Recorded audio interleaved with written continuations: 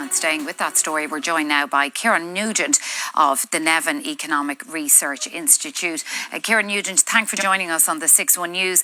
An 80-cent increase to the minimum wage set to come in January. Do you think that's going to be enough to cushion the blow of inflation that people have seen? Unfortunately, it's not actually. It still lags behind the inflation rates we've been seeing over the last year and a bit.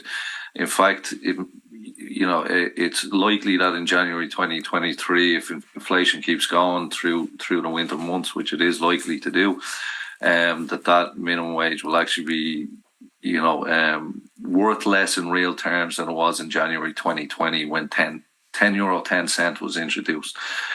So unfortunately, the value of an hour's work at the minimum wage will, the workers will be able to buy less. It will cover less of their rent. It will certainly cover less of their gas and electricity and utility bills as well. But this is one of the biggest increases we've seen in the minimum wage.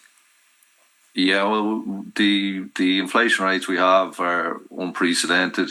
Last week the earnings data came out from the CSO and showed that actually in real terms we had weekly and hourly real wages fall over the year by over 5% each.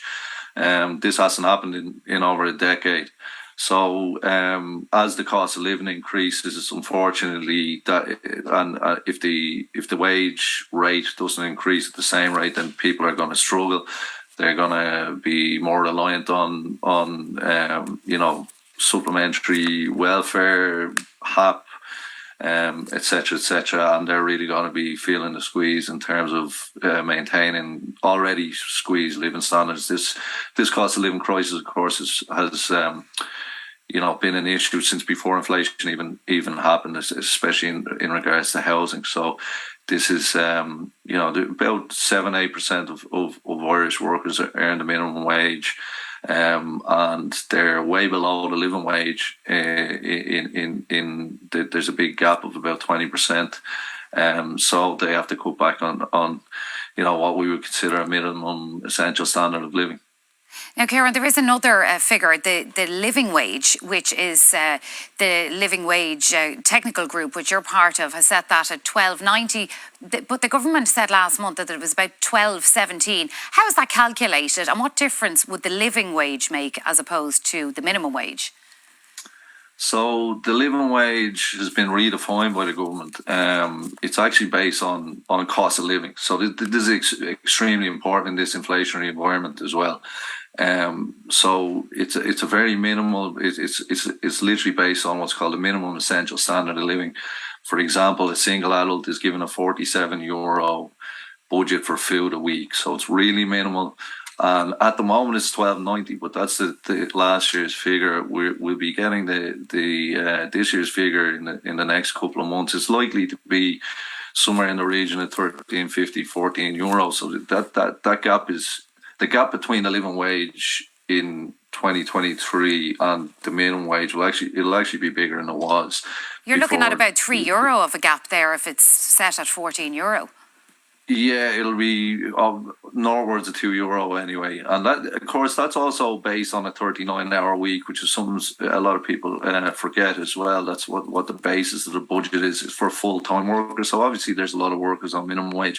In fact, over half the workers on minimum wage over half workers on minimum wage work part-time, so they're not getting their full-time hours. So it really is a minimum for dignified standard of living, covering the bills, covering minimal food expenses, etc., minimal luxuries, and there's a big gap there, and that gap there is going to be bigger next year than it has been in at least 3 years. But on the other side of it, you have employers who are saying that their electricity bills, their gas bills are going through the roof as well, and now they're going to be asked to pay extra to their staff. Yeah, I mean, that's fair enough as well, but the burden of this should not be on the lowest paid workers in our economy, our society. And there are other ways for the government to tackle that. I know that NERI have advocated for some types of windfall taxes on energy companies or caps or whichever way, but the burden certainly should not fall on the lowest paid workers in our society, especially in a cost of living crisis, especially as rents continue to go up. And, it looks like there's no sign of abating. Of course, if this continues into next summer, every month that gets eroded by, if it's 9 or 10%, every month that's getting eroded by 1% or so, or just under 1%. So it's a real issue going forward. And, and workers shouldn't bear the cost. All right, Ciarán Nugent of the NERI Economic Research Institute. Thanks for speaking to us on the 6-1 News.